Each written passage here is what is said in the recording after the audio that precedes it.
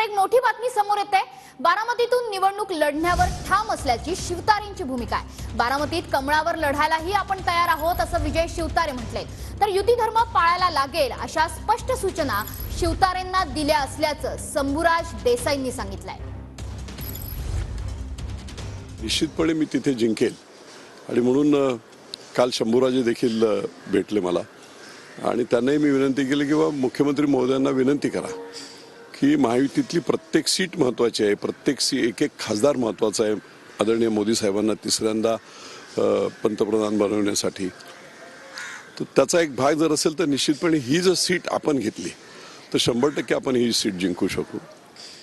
भाजपच्या चिन्हावर जरी लढायचं असेल, अपक्ष लढणे किंवा हे सगळे कॉम्प्लिकेशन्स महायुतीतली टाळण्यासाठी तरी माझी काही हरकत नाही।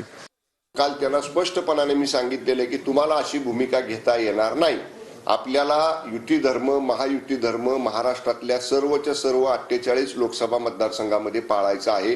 त्यामुळे जिथं शिवसेनेचा उमेदवार आहे तिथं भाजपनं राष्ट्रवादीने मदत करावी लागेल, जिथं राष्ट्रवादीचा उमेदवार आहे तिथं शिवसेना भाजपनं मदत करावी लागेल आणि जिथं भाजपचा उमेदवार आहे तिथं शिवसेना आणि राष्ट्रवादीने मदत करावी लागेल। हे 48 मतदारसंघासाठीचं आमचं सूत्र आहे।